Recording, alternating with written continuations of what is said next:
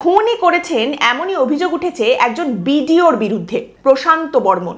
তবে তিনি যে সে বিডিও নন, তিনি একেবারে দাবাং বিডিও প্রশান্ত বর্মন।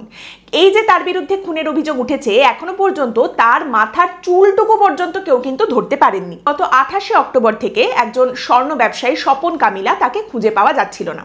এবার তার পরিবারের তরফ থেকে দক্ষিণ বিধাননগর থানায় একটি নিখোঁজ ডায়েরি করতে যাওয়া হয় এবং সেই সময় পুলিশের তরফ থেকে তার পরিবারের লোকজনকে বলা হয়, দেখুন তো আমরা যাত্রাগাছিতে খালের ধারে একটি মৃতদেহ খুঁজে পেয়েছি, এবং পরিবারের তরফ থেকে সেই মৃতদেহ দেখে শনাক্ত করা হয় যে এই হচ্ছেন তাদের পরিবারের সেই নিখোঁজ স্বপন কামিলা, স্বর্ণ ব্যবসায়ী।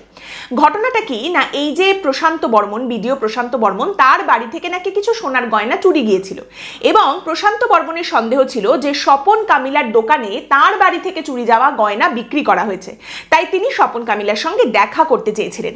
এবার এই যে নিখোঁজ ডায়েরি করার পরে পুলিশের কাছে যে অভিযোগটা জানানো হয়েছে স্বপন কামিলার পরিবারের তরফ থেকে, সেই অভিযোগের চিঠির আমি কিছুটা আপনাদের পড়ে শোনাচ্ছি। যিনি অভিযোগ করছেন তিনি স্বপন কামিলার সম্পর্কে শালা হন, তাই এখানে স্বপন কামিলাকে তিনি বোনের বর হিসেবে অভিহিত করেছেন। তিনি বলছেন, দোকানের মালিক এবং আমার বোনের বরকে কলকাতায় আসতে বলা হয়। গত 28/10/2025 তারিখে সকালে আমার বোনের বর, আমার বাবা ও একজন প্রতিবেশী কলকাতায় আসে এবং পরদিন সকালবেলা আমার বাবা ও প্রতিবেশী বাড়ি ফিরলেও আমার বোনের বর বাড়ি ফেরেনি। জিজ্ঞাসা করায় বাবা বলেন, ওনারা কলকাতায় আমার বোনের বরের দোকানের সামনে আসার 10 মিনিটের মধ্যে দুটি গাড়ি আসে, যার মধ্যে একটি সাদা ও একটি কালো নীল বাতি লাগানো গাড়ি।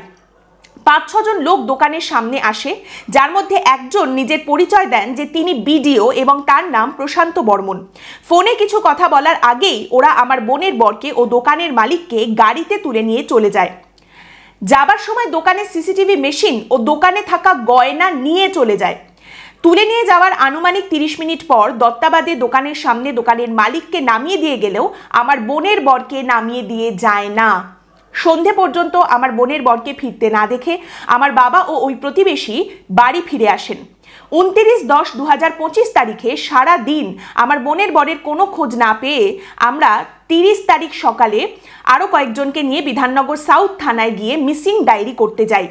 সেখানে গিয়ে আমার বোনের বরের ছবি দেখালে জানতে পারি যে গত 29/10/2025 তারিখে সকালবেলা নিউ টাউন থানার অন্তর্গত যাত্রাগাছি খালের ধারে প্রায় একই রকম দেখতে একটি মৃতদেহ পাওয়া গেছে।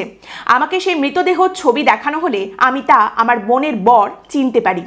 আমার দৃঢ় বিশ্বাস উক্ত প্রশান্ত বর্মন ও অন্যান্যরা আমার বোনের বরকে তুলে নিয়ে যাওয়ার পর তাকে খুন করে রাস্তায় ফেলে দিয়ে গেছে।